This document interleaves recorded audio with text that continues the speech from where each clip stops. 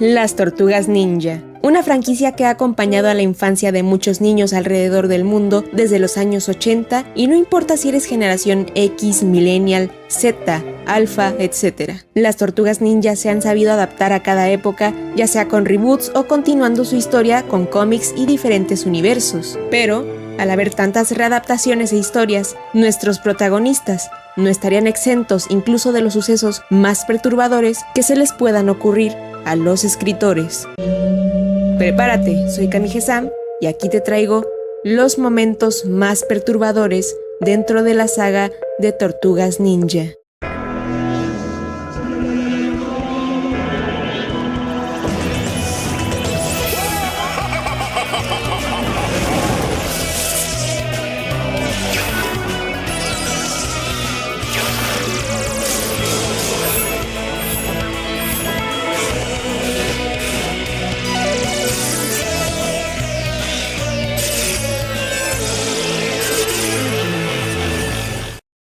Nano.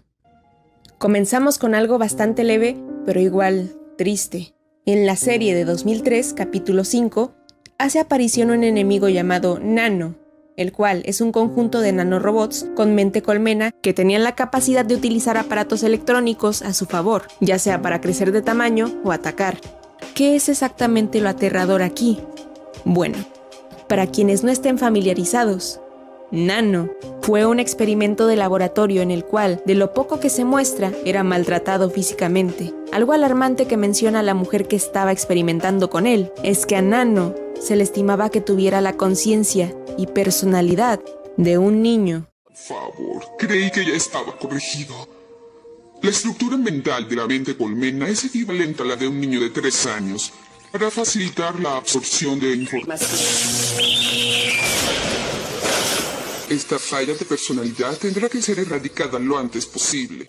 Es por eso que al escapar, al primero que se encuentra es a un hombre de la calle, al cual llama papá. El hombre se aprovecha de las habilidades de Nano para robar algunos lugares, lo cual hace que nuestros héroes verdes se enteren de la obra de este pequeño robot. Hablando de descabezados, ¿esa cosa les pareció un poco perdida? Sí, como un niñito. Al final, lo vencen. No directamente las tortugas, pero el hombre que lo adoptó, al querer liberarlo, lo deja caer en un contenedor de lava accidentalmente, siendo los desgarradores gritos de Nano, suplicando por ayuda de su padre, lo último que escuchamos de él.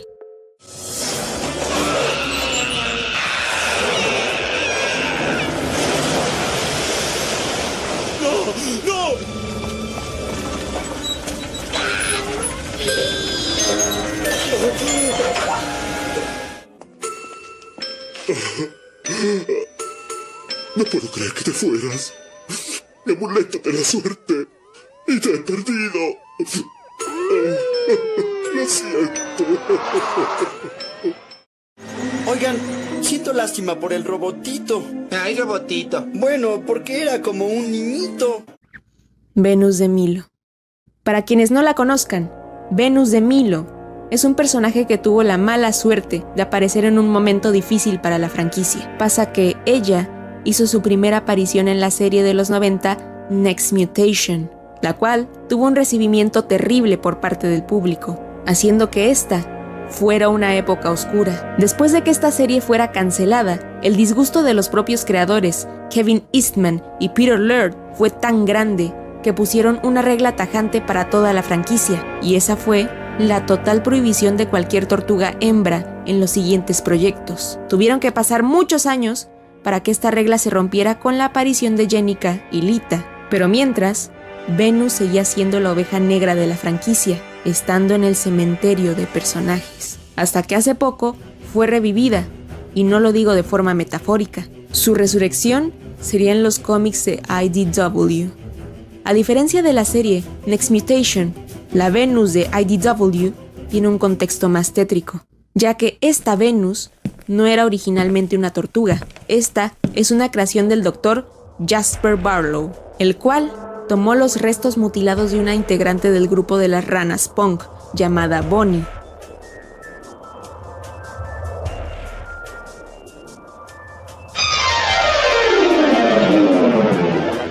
mientras que el caparazón es totalmente artificial.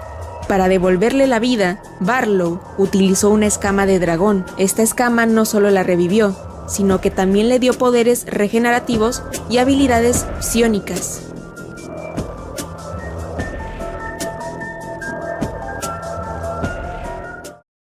Splinter regresó. Este suceso es reciente, en el arco de IDW Headspace. Aquí, Donatello vio ante sus ojos la muerte de Splinter, dejando su psique en un estado delicado, haciendo que su mente se perdiera entre alucinación y realidad. Más adelante, este se encuentra con una rata muerta, que a causa de lo que presenció, o tal vez un duelo no resuelto, alucina con que esta rata es Splinter, dejándonos con este panel desgarrador. It's not bad at all, guys. Look who came back to us. Master Splinter is back from the dead. Incluso las otras tortugas, teniendo lástima al darse cuenta del estado mental de su hermano el morado. Masacre de los mutanimales. Este suceso toma lugar en los cómics de Archie, y es que, tras la derrota de Maligna y Null, uno de los personajes que, para que te des una idea, se cataloga como uno de los más hostiles dentro de la saga, simplemente estando un peldaño más abajo que Destructor, según la comunidad. Ambos villanos contrataron al equipo de cyborgs mercenarios, los Grandes Cuatro, para deshacerse de quienes habrían frustrado sus planes, estos siendo los mutanimales. Mientras que los mutanimales, sin tener idea del horror que estaría a punto de sucederles, estaban construyendo su base secreta, hasta que los mercenarios irrumpieron creando su masacre.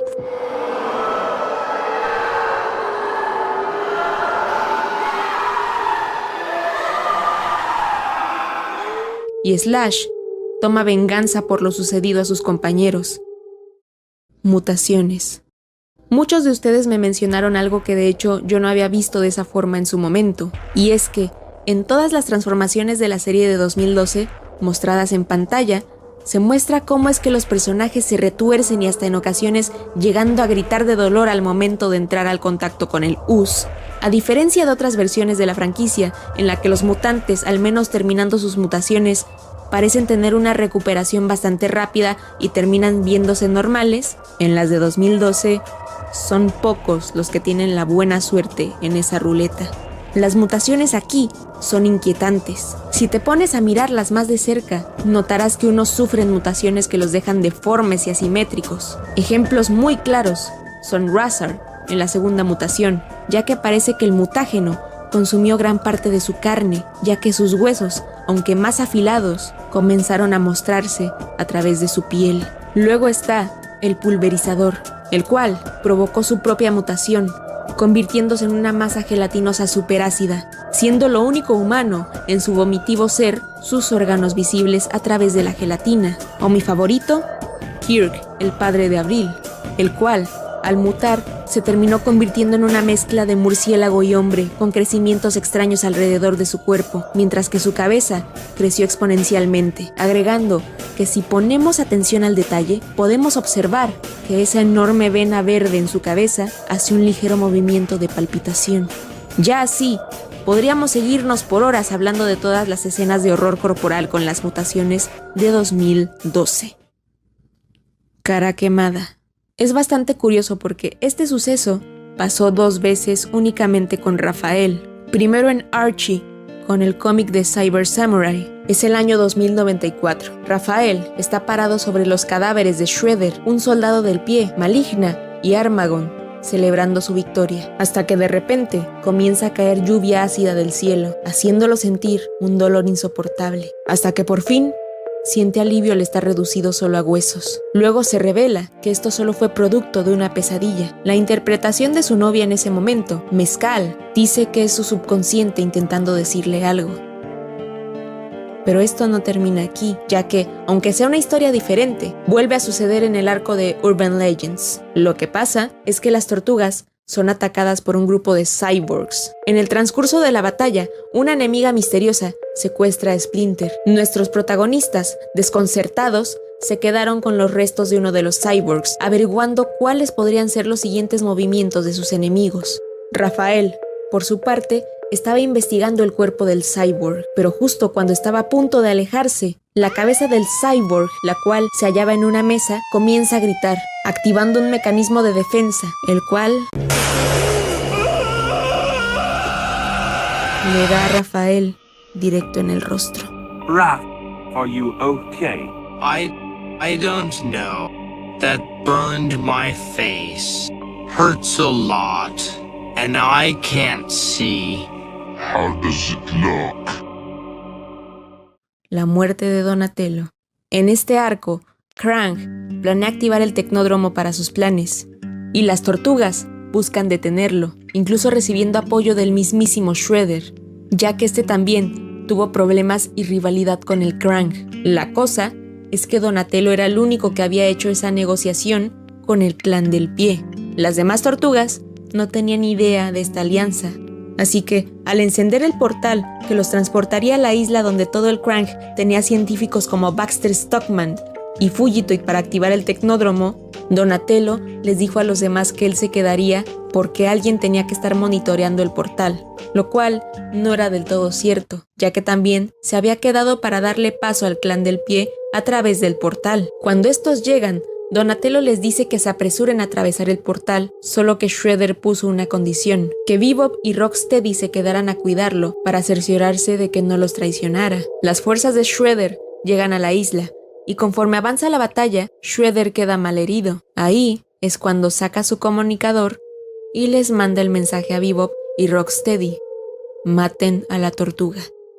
Donatello comienza a ser atacado, logra esquivar los golpes y defenderse al inicio, pero su vara Bo es inútil en este caso. Afortunadamente, Metalhead, o Cabeza Metálica, siendo controlado por el Dr. Harold, Fugitoid, interfiere dando un poco de ventaja a Donatello para escapar, pero cuando ya estaba a punto de alcanzar la puerta, le avientan un monitor, haciendo que caiga para que luego Bebop le dé una golpiza, mientras que Rocksteady se acerca con su martillo, aplastando el caparazón de Donatello.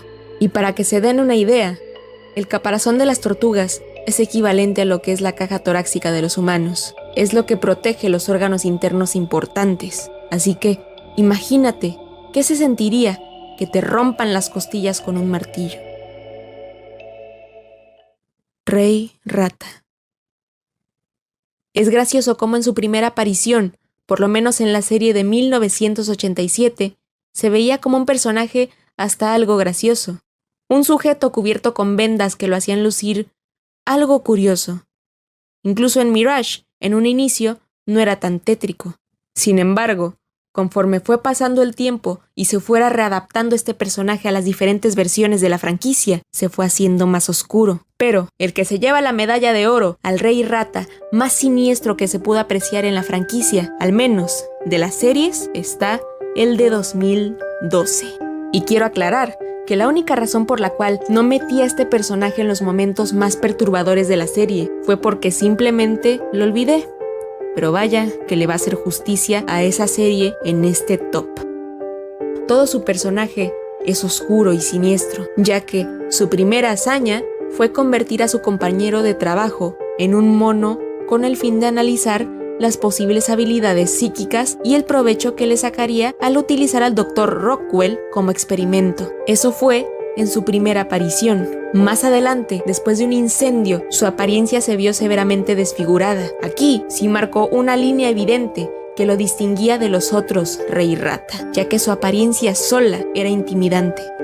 Cada aparición de este personaje, aunque solo fueran 4 ocasiones, bastaron y sobraron para aterrar a los que lo vimos en su momento. En la tercera aparición, se ve que este hombre no paró con sus experimentos. Capturó a varios ciudadanos para hacerlos parte de su nuevo proyecto, la Gente Rata, que básicamente son ratas gigantes con el objetivo de crear algo parecido a Splinter. Incluso en una escena mostrando un pobre diablo que se ve como una masa amorfa que habla, que muy seguramente fue de sus primeros especímenes. Y por último, en su última aparición, Splinter cae a la misma fosa donde él mismo se deshizo del Rey Rata en una ocasión anterior. Este se le aparece hablando con su característico tono siniestro, haciendo que Splinter, en un estado sumamente débil, se hunda en sus instintos más primitivos y animales, incentivándolo a comerse una rata.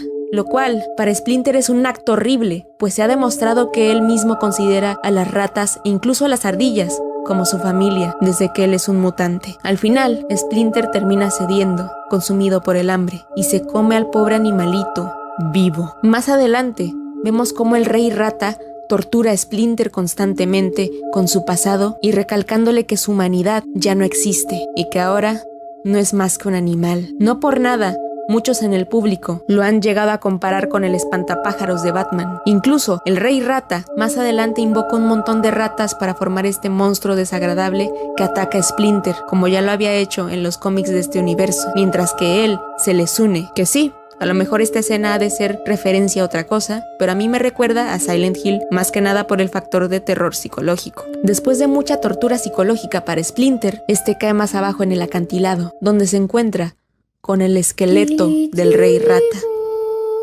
Menciones honoríficas.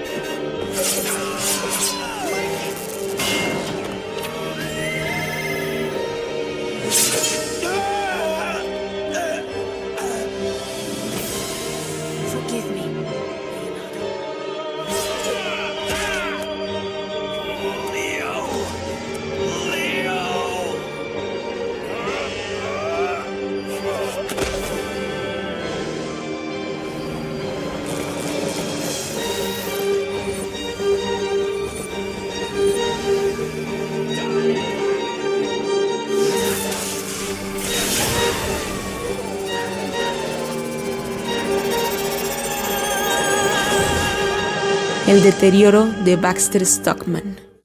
Este puesto estaba codo a codo con el Rey Rata, pero este gana porque agregando que comparte ciertos elementos con el anterior, el trasfondo con el que fue avanzando y la forma en la que se tocó el tema, más por el tono oscuro que tuvo 2003 a comparación de las demás series, dio hasta para que un episodio fuera baneado de emisión. Comenzó de una forma muy sutil. El Dr. Baxter Stockman desde un inicio trabajaba para Destructor. Su primer prototipo negociado con este fueron los Movers, pero como era de esperarse, las tortugas estuvieron ahí para frustrar sus planes. Lo que pasa es que al fallarle, este Shredder no se va con rodeos y se asegura de mostrarle a sus subordinados que no está jugando. Baxter vuelve a aparecer una segunda vez. No notas nada raro hasta que... Por si alguno no entendió, le falta un ojo. Es gracioso porque hace ver al de 2012 como un simple pelón que adora a sus secuaces. Y poco a poco, conforme avanza la serie, vas notando que Stockman se vuelve cada vez más deteriorado. Cuando vemos el episodio Insane in the Membrane, hasta en el inicio del episodio, dando un recuento de todas las veces en las que como castigo a órdenes de Shredder le fueron quitando partes del cuerpo hasta dejarlo reducido en un cerebro con un ojo. La única forma en la que Stockman pudo seguir con vida fue gracias a la tecnología y a su inteligencia. Se muestra también que estuvo trabajando en un nuevo cuerpo a base de experimentos biológicos. Varios de sus experimentos terminaron haciendo el caos por la ciudad, pero al final logró su cometido de hacerse un cuerpo totalmente nuevo. Todo parece ir de forma normal hasta que se muestran las anomalías.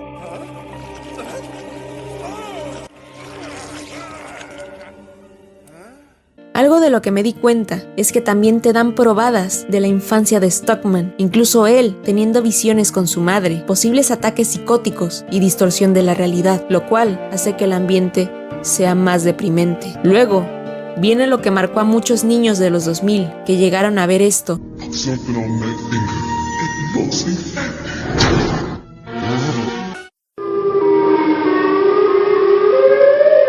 Las escenas gráficas de horror corporal, cómo lentamente se descompone su carne en vida, la simple forma en la que se ve, terminando convirtiéndose en una especie de monstruo de Frankenstein.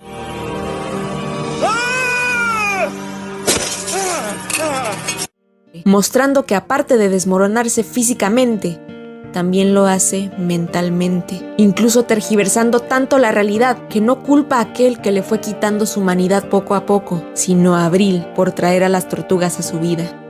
Este puesto se ganó la cima, ya que, agregando que es más gráfico por el tono de 2003, no tiene pelos en la lengua para retratar temas oscuros y también te hacen meterte en la carne del villano. Sí, eso no lo hace automáticamente buena persona, pero te conflictúas sobre si realmente estoy sintiendo lástima por el antagonista. Te hacen pensar en algo que al inicio de la serie no parecía mucho, sobre las consecuencias que tuvo que afrontar debido al camino que tomó, las heridas rotas de su infancia y los esfuerzos que al final parecieron inútiles para recuperar algo que nunca volvería, su cuerpo, su humanidad. Estas escenas de horror corporal, combinadas con el terror psicológico que sufre Stockman, hicieron que se volviera un momento icónico en los momentos más aterradores sucedidos en caricaturas infantiles. Y créeme, que yo no le hago justicia solo mostrándote fragmentos y describiéndolos, porque también lo vi en tops de mi infancia. No es hasta que ves el episodio con tus propios ojos que entiendes por qué el episodio resultaba tan perturbador y deprimente. Y pues bueno, espero que les haya gustado el especial de Halloween. Y pues nada, espero que les haya gustado. No sé si me hayan faltado momentos perturbadores, que apenas estoy viendo la serie de 2003, así que a lo mejor sí me faltaron muchos. Pero comencemos por ahí, ¿no? En fin, soy Kamige-san. Si te gustaría que abordara otros momentos de la franquicia, o si sientes que faltaron más momentos perturbadores aquí, no olvides dejármelo en comentarios. Así que pues nada, soy Kamige-san y me despido. Bye. In the city lights, they fight the night. Shells of green with a daring bite. Pizza slices in the sewer glow. Heroes rise from down below.